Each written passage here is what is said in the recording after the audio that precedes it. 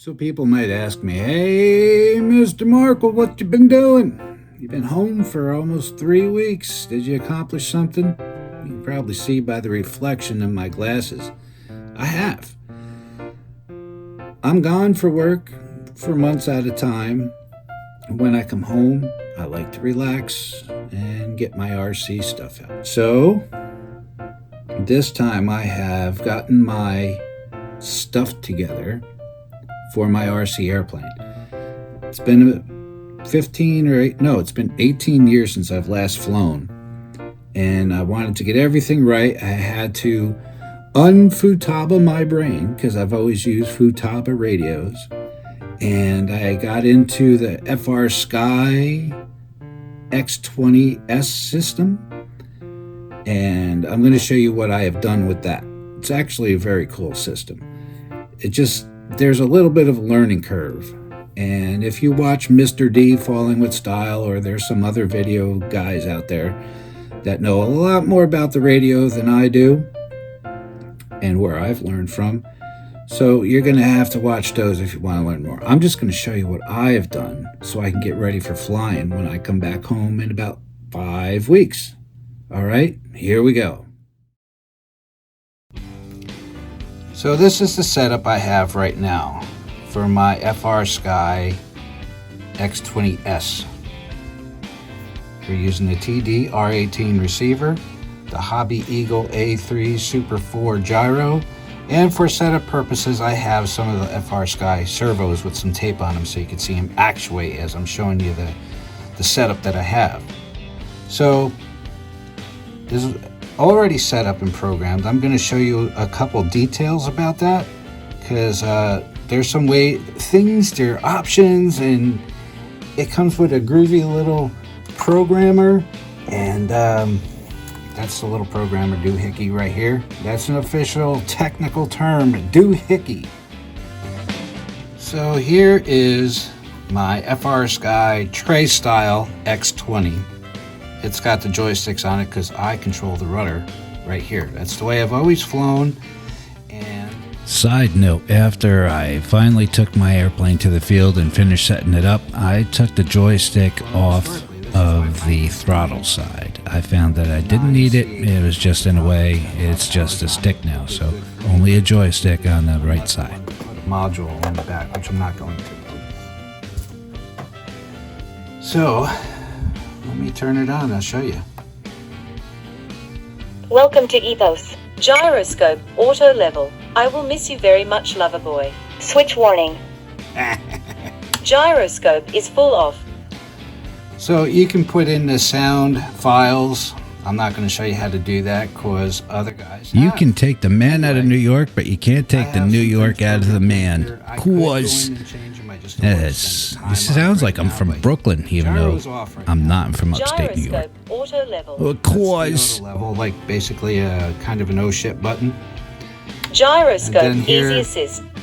I have it programmed for the gyro lock if I wanted to keep the airplane in a certain attitude. Gyroscope, auto level. Gyroscope is full off. Over here on this switch, I have the flaps. So right now, they would be up. Flaps are 15 degrees. Flaps are 45 degrees. Flaps are full up. And that's that. It's pretty simple. And once you get your brain around this radio, it's very, very cool. Let me show you how things are working with the setup I have on my working board.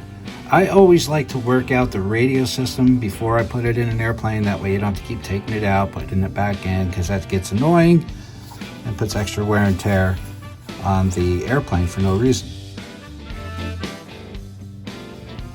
So now that I have the transmitter is powered up, all right, and I only have one airplane programmed into this radio. Let me show you how I have it going with this here setup. I have an on and off switch, which is one of these.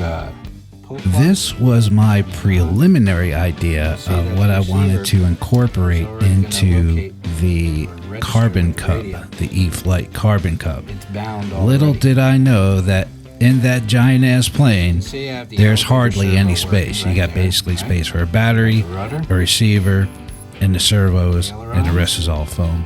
I'm not going to cut it apart. I'm just going to deal with it. And I have omitted everything except for the GPS sensor.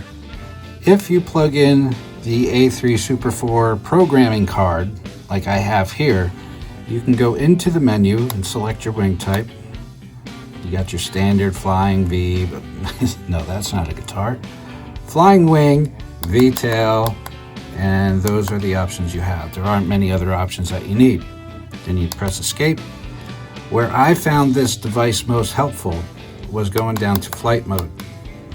You can, with these kind of radios, you can assign 6 positions, but I think that's a little bit too much for mine. After some further research, I found that the only modes I was going to use with this gyro were off, normal, and auto level. That's all I really needed, and although I showed different with the off, level, and lock, I eventually reprogrammed it for off, normal, and auto Very level. easy. It just uses the old micro A-type connector from the back of here, and then it goes and plugs in right into the gyro right here, and very easy to program. As you can see with this light right here, that is the indicator light telling you what state the gyro is in as you're setting it up. So right now it's off. Solid red is off. Gyroscope. The sound files that you hear were originally programmed in there for the Frsky receiver stabilization, and it makes sense in their world, but they'll be changed to coincide with the modes of the Super 4. You to stay there in that mode until you change it back to auto level Gyroscope. Auto level. Gyroscope. or back is to full off. Of course, right now, as you can see by the red light, the gyro is now off. I'm going to put it in auto level mode and move this workboard so you can see the servo working. For the demonstration, I have the gyro sensitivity cranked way up to 100%. This is gyro in off mode. Gyroscope. Auto level. This is in auto level mode. So you got your ailerons trying to keep it level. You can see the servo arms moving. You got your yaw. You can see the rudder servo moving. And then you have your elevator servo moving just like that. Again, the sensitivity on this is turned way up for demonstration purposes. When I put it in the airplane, it's probably going to be cranked way down. In using this method with the A3 Super 4 gyro, the external gyro, I found that I could have saved myself a little bit of wiring aggravation by running an S-bus out separately for the gyro. But where's the fun in that? I like doing it a little bit old school. The S-bus is very useful, as you'll see when I hook up the sensors. It's super easy to go into the radio and just change a channel to S-bus or F-bus or whatever you want it to do. It's very cool. Intuitive. Yet, it's getting there. Every few months they release an update and it gets better. In this receiver right here, the TD-SR12, it has a stabilizer in there. And you can program it to do anything you want with switches, and I just beat myself up the last time I was home, and I'm not going to deal with that. That's why I'm using the A3 Super 4. I'm much more familiar with external gyros, and that's what we're going to do. We're going to use the external gyro with the TDR-18 and maybe even a head tracker if we can get it going. Anyway, that's my setup for this particular radio and receiver. This is going to be the final configuration. I have Yeah, we all have dreams, don't we? port number 18 in the radio program for the Later in the day, after I came back from the field, I ended up taking this giant receiver out of the airplane because, as I said, there's not much space in there. So I swapped this receiver out for the SR12. I ran the gyro on S-Bus, still had enough outputs that were configurable for flaps, another output for the GPS sensor on S-Bus, and all three of these devices do what I need them to do or want them to do. It's way overkill, I know. It wasn't for the other channels, you know. I'm not here to teach everybody. I'm just here to learn myself and enjoy the hobby. So what do I have on the radio? I have... For this project, the air sensor was not needed. I wanted to put it in, but there's no space, and it wasn't needed because the GPS sensor does all that fun stuff. Reading the air pressure. I have a battery meter right here. The battery meter I really did want to use because I wanted to get an accurate reading until I was conditioned to the way the airplane sucks down the juice in the batteries. Again, there wasn't a lot of space up by where the battery was, nor in the back where the receivers go, so the battery sensor was omitted from this project as well. Again, it was overkill. It's just something I wanted to learn about. To the point where it's like in parts of a meter. I probably program it for like...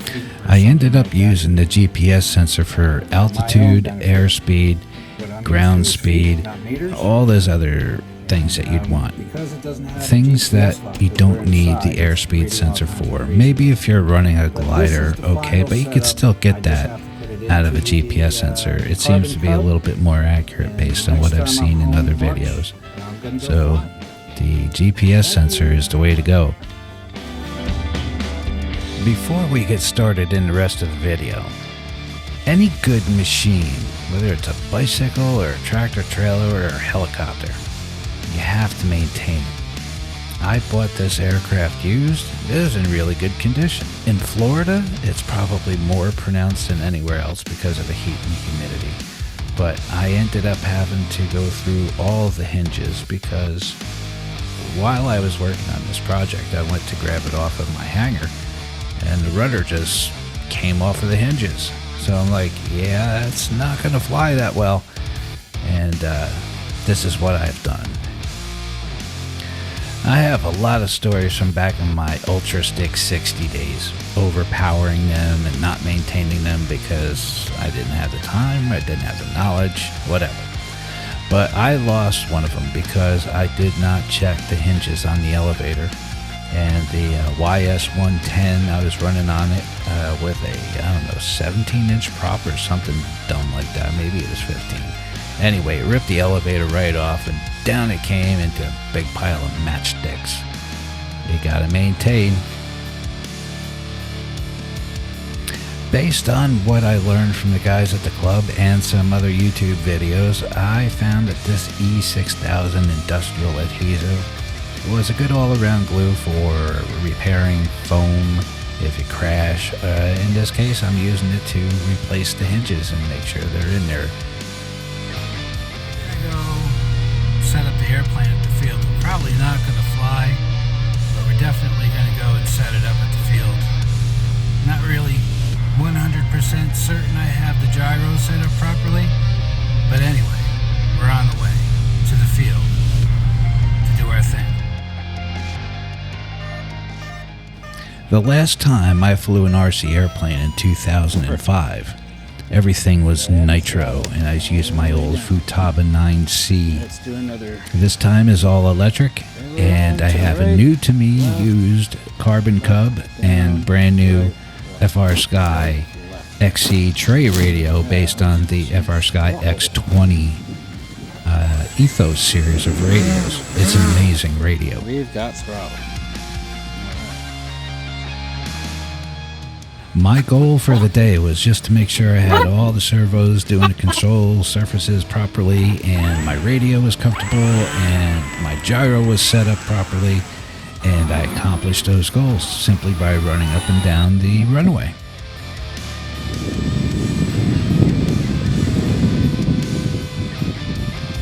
It's really all I wanted to do today, and I did it. We shall go flying the next time we're home. I'm off. But we did two things today. We got it out of the house, onto the field. This was my first outing with the Rode Go 2 microphone system, and I didn't have the wind socks on, so this section was horrible. But I learned a lot about my aircraft, my radio, and these Rode microphones. They're absolutely better than the Saramonic stuff I was using. You're listening to me on? Hey, if I didn't put you to sleep with my soothing voiceovers, please like and subscribe, and thanks for watching. Bye.